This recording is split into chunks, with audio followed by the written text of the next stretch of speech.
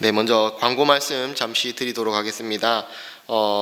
사회적 거리두기가 2.5단계로 격상되어서 내일부터 이 자리에서 새벽 기도회로 모이기가 어려워졌습니다. 새벽 기도회도 이제는 1010 기도회로 다시 온라인으로 드리게 됩니다.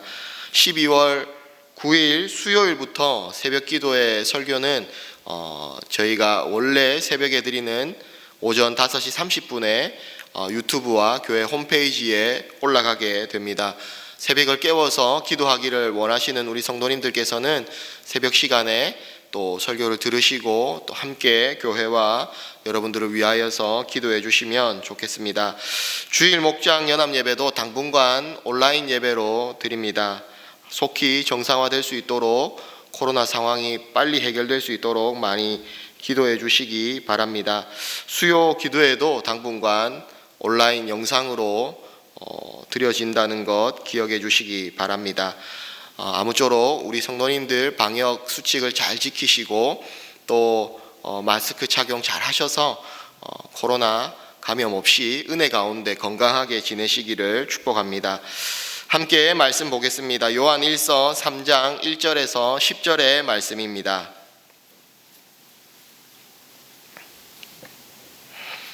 요한 1서 3장 1절에서 10절 말씀 우리 다 함께 읽도록 하겠습니다. 시작. 아버지께서 우리에게 얼마나 큰 사랑을 베푸셨는지를 생각해 보십시오. 하나님께서 우리를 자기의 자녀라 일컬어 주셨으니 우리는 하나님의 자녀입니다. 세상이 우리를 알지 못하는 까닭은 하나님을 알지 못하기 때문입니다. 사랑하는 여러분, 이제 우리는 하나님의 자녀입니다. 앞으로 우리가 어떻게 될지는 아직 밝혀지지 않았습니다만 그리스도께서 나타나시면 우리도 그와 같이 될 것임을 압니다. 그때에 우리가 그를 참 모습대로 뵙게 될 것이기 때문입니다. 그에게 이런 소망을 두는 사람은 누구나 그가 깨끗하신 것과 같이 자기를 깨끗하게 합니다. 죄를 짓는 사람마다 불법을 행하는 사람입니다. 죄는 곧 불법입니다. 여러분이 아는 대로 그리스도께서는 죄를 없애려고 나타나셨습니다. 그리스도는 죄가 없는 분이십니다. 그러므로 그리스도 안에 머물러 있는 사람마다 죄를 짓지 않습니다. 죄를 짓는 사람마다 그를 보지도 못한 사람이고 알지도 못한 사람입니다. 자녀된 이 여러분, 아무에게도 미혹을 당하지 마십시오. 의를 행하는 사람은 하나님이 의로우신 것과 같이 의롭습니다. 죄를 짓는 사람은 악마에게 속해 있습니다. 악마는 처음부터 죄를 짓는 자이기 때문입니다. 하나님의 아들이 나타나신 목적은 악마의 일을 멸하시려는 것입니다. 하나님에게서 난 사람은 누구나 죄를 짓지 않습니다. 하나님의 씨가 그 사람 속에 있기 때문입니다. 그는 죄를 지을 수 없습니다. 그가 하나님에게서 났기 때문입니다. 하나님의 자녀와 악마의 자녀가 여기에서 환히 드러납니다. 곧 의를 행하지 않는 사람과 자기 형제 자매를 사랑하지 않는 사람은 누구나 하나님에게서 난 사람이 아닙니다. 아멘. 오늘도 주님과 동행하시면서 세상에서 승리하시는 은혜가 있으시길 축복합니다. 요한 1서는 요한복음의 핵심을요 편지 형식으로 압축했다라고 볼 수 있습니다. 특별히 온 세상을 향한 하나님의 사랑을요 어느 성경 못지않게 잘 드러내 보여주고 있습니다. 오늘 함께 읽은 3장 1절에서 10절의 말씀은요 요한 1서 이제 후반부가 시작되는 그 서두입니다. 먼저 1절 말씀을 제가 다시 한번 읽어드리겠습니다. 아버지께서 우리에게 얼마나 큰 사랑을 베푸셨는지를 생각해 보십시오. 하나님께서 우리를 자기의 자녀라 일컬어 주셨으니 우리는 하나님의 자녀입니다. 세상이 우리를 알지 못하는 까닭은 하나님을 알지 못하기 때문입니다. 여기서 우리가 먼저 주목해 보아야 할 것은요 이 사도 요한의 간격입니다. 오늘 우리가 읽은 본문에서는요 아버지께서 우리에게 얼마나 큰 사랑을 베푸셨는지를 생각해 보십시오라고 말을 하고 있습니다. 이 이전 번역인 이 개역 개정과 이 신약 성경의 원문을 보면요 보라라는 감탄사로 시작이 됩니다. 그 감탄의 대상은 바로 사랑입니다. 이 사랑을 수식하는 형용사인 이 얼마나, 혹은 개역개정에서는 어떠한으로 나타나는데요. 이 얼마나라는 이 단어와 이 사랑이라는 두 단어가 결합이 되어서 이 감탄의 폭과 넓이가 무한하게 확장되는 것을 의미하는 것이 바로 오늘 1절의 말씀입니다. 그러니까 하나님의 사랑을 생각해 보니까 그 하나님의 사랑이 엄청나고 놀랍다는 것을 사도 요한이 인간의 언어로 한번 담아보려고 노력한 것입니다. 보라, 하나님의 이 놀라운 사랑을 한번 보십시오. 이렇게 이야기를 하는 것입니다. 엄청난 감격과 하나님의 사랑에 정말 놀라고 감격하는 것입니다.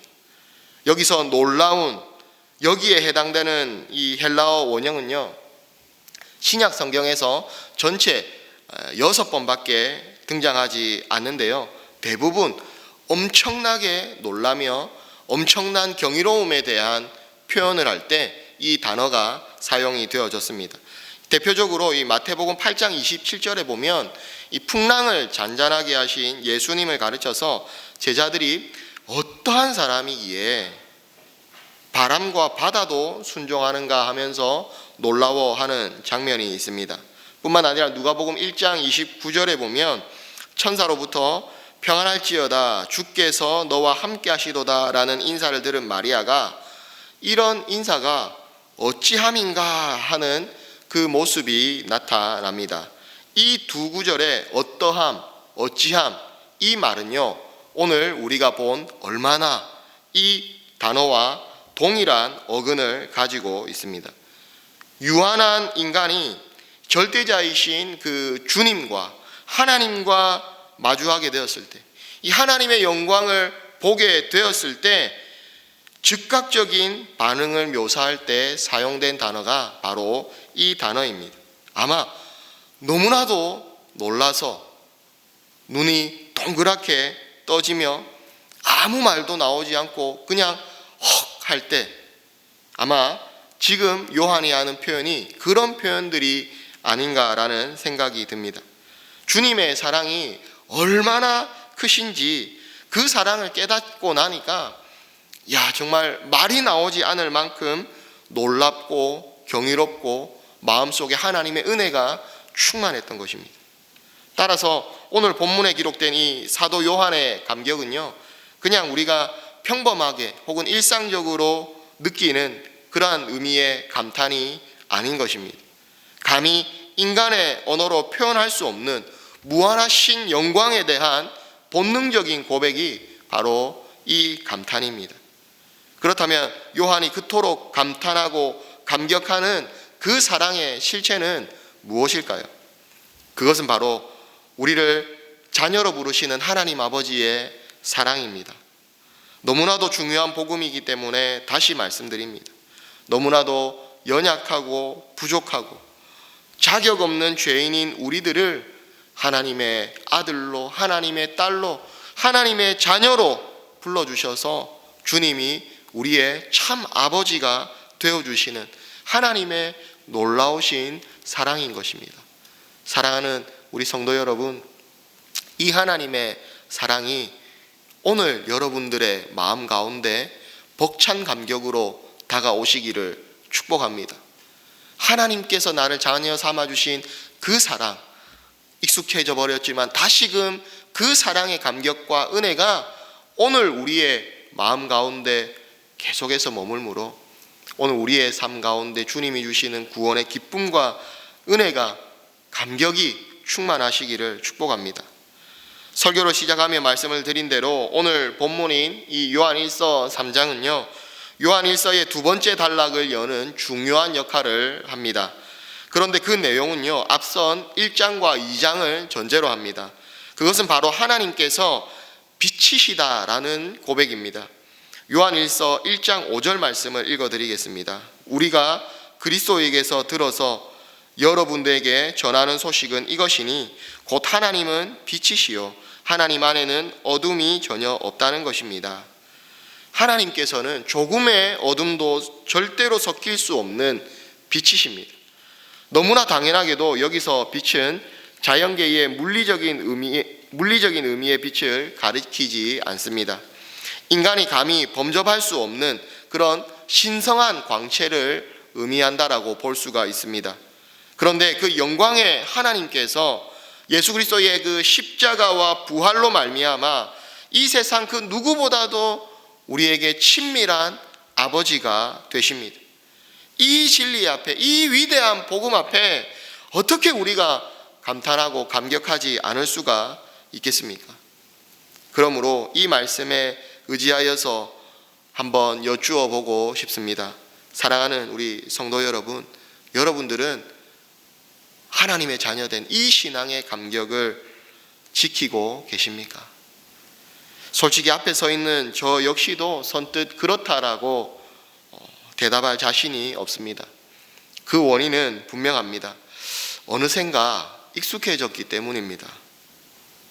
저도 모르게 하나님의 자녀된 것을 당연하게 여기고 예배드리는 것이 너무나도 익숙해졌고 하나님의 말씀을 보고 기도하지만 하나님이 나와 함께 하심을 날마다 경험하지 못하고 오히려 그냥 익숙한 그리스도인으로서의 삶만을 살아가기 때문에 이 하나님 앞에서의 주님의 자녀된 그 사랑과 감격이 내 마음 가운데에서 어느샌가 사라져버리지 않았나라는 생각들을 해보게 되었습니다. 그러나 하나님의 아들 예수 그리스도께서 이 땅에 참 사람으로 오셔서 죄인을 위해 죽임을 당하신 것은 그분으로서는 전혀 당연한 일이 아닙니다. 그것은 철저한 희생입니다. 그 위대한 아버지 하나님의 사랑을 오늘 말씀을 통해서 우리가 다시 한번 발견했으면 좋겠습니다. 그러면서 사도 요한처럼 복음 앞에서 하나님의 그 크신 사랑과 하나님이 자녀 삼아 주신 그 은혜에 감격하고 감동하고 기뻐하는 그 은혜가 우리 안에서 다시금 회복되기를 진심으로 소망합니다. 그런데 이처럼 자신이 하나님의 자녀라는 것을 고백하는 성도들이 가져야 할 삶의 자세가 있습니다. 그것은 바로 깨끗함입니다. 본문 3절 말씀을 제가 다시 읽어드리겠습니다. 그에게 이런 소망을 두는 사람은 누구나 그가 깨끗하신 것과 같이 자기를 깨끗하게 합니다. 하나님을 아버지라고 고백하며 주님의 다시 오심을 소망하는 그리스도인들은 한마디로 말해서 자기를 깨끗하게 하며 살아가는 사람들입니다. 주의할 점은 이 깨끗함의 의미를 오해하지 않는 것입니다. 그것은 막연한 결벽이 아니라 주님의 깨끗하심을 닮아가는 깨끗함이다라는 것입니다. 가끔 우리 주변에 결벽증이 있는 분들을 보게 됩니다. 이 조그마한 먼지 하나 용납하지 못하시는 모습들을 보는데요. 깔끔하게 정리해 놓은 그대로 있지 않으면 불안하고 참을 수가 없는 것입니다. 사실 여러분, 청결은 분명 우리들에게 좋은 미덕입니다. 그런데 왜 결벽은요 병리적으로 판단을 할까요? 그 차이가 과연 무엇이겠습니까? 그것은 청결은 이 사람이 필연적으로 이 병균을 완전히 피할 수가 없고 다만 꾸준히 물리치는 것이라는 이 실존에 근거하지만은 결벽은 아예 병균 없이 살려는 잘못된 강박을 바탕으로 하기 때문입니다. 신앙 역시 마찬가지입니다. 죄에 둔감한 것이 옳지 않듯이 우리가 전혀 죄와 무관한 완전한 사람이 되길 바라는 것 역시 건강하지 않은 것입니다. 완벽한 사람에게는 하나님의 은총이 임할 자리가 없습니다.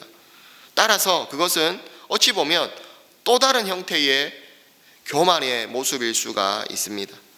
그가 깨끗하신 것과 같이 자기를 깨끗하게 합니다라는 이 사도의 권면에 담긴 의미가 바로 그러합니다. 죄인인 우리 스스로는 절대로 우리 자신을 스스로 온전하게 할 수가 없습니다. 우리를 깨끗하게 할 수가 없습니다. 죄로 타락한 우리들의 본성을 회복할 수가 없습니다. 다만 우리를 깨끗해 하시는 예수 그리스도의 보혈에 의지하여서 나의 더러움과 결핍과 나의 한계를 있는 그대로 인정하며 하나님의 위대한 사랑에 그저 안길 뿐인 것입니다. 우리가 주님 앞에 우리의 죄를 내어놓고 주님께로 겸손히 나아가기만 하면 주님께서는 그런 우리를 결코 외면하시거나 물리치지 않으시고 따뜻한 품으로 안아주심을 반드시 믿고 의지하는 저와 여러분들이 되기를 바랍니다. 때로는 우리가 연약하여서 세상 가운데에서 넘어지기도 하고 깨끗하게 우리 자신을 믿음으로 온전하게 이끌어가지 못할 때도 있습니다. 그렇지만 예수님께서는 다른 사람들처럼 함부로 우리를 판단하거나 밀쳐내지 않으시고 드넓은 사랑으로 늘 반겨 맞아주시는 분이심을 늘 기억하고 살아가는 저와 여러분들이 되기를 바랍니다. 우리가 믿고 섬기는 하나님께서는 하늘 저 멀리 아득하게 숨어 계시는 분이 아니라 바로 지금 이곳에서 주님의 자녀들의 모든 눈물에 사랑으로 함께 하시고 피 흘린 두 손으로 닦아주시는 우리의 참 아버지가 되시기 때문입니다. 사랑하는 성도 여러분, 말씀을 마치겠습니다. 오늘 하루 하나님께서 얼마나 큰 사랑으로 우리를 자녀 삼아 주셨는지 그 사랑의 감격에 우리가 오늘 다시금 감동하며 하나님 앞에 은혜 받으며 기쁨으로 살아가시기를 축복합니다. 뿐만 아니라 하나님의 자녀답게 우리 스스로를 깨끗하게 하기 위하여서 그리스도의 보혈을 의지하고 온전히 예수 그리스도만 의지하여서 우리의 모습이 점점 예수 그리스도를 닮아가는 저와 여러분들의 모습이 되기를 주님의 이름으로 축복합니다. 우리 말씀을 기억하며 기도하겠습니다. 사랑하는 주님, 하나님의 놀라운 사랑을 통하여서 하나님의 자녀가 되었습니다. 이 놀라운 사랑에 감사하면서 날마다 하나님께로 더 가까이 나아갈 수 있도록 믿음의 사람이 될 수 있도록 우리에게 은혜를 베풀어 주시옵소서. 그리고 월요일은 다음 세대를 위하여서 기도하는 날입니다. 코로나로 인하여서 온라인 예배와 온라인으로 우리 자녀들을 만나야 하기 때문에 인격의 교감이 어려운 시기입니다.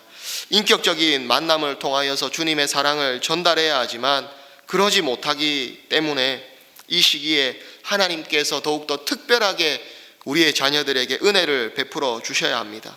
하나님, 온라인을 통하여서도 하나님의 사랑이 온전히 전달될 수 있도록 어린이 교회, 청소년 교회, 교역자와 우리 선생님들에게 더욱더 은혜를 베풀어 주시고 지혜를 달라고 기도해 주시기를 바랍니다.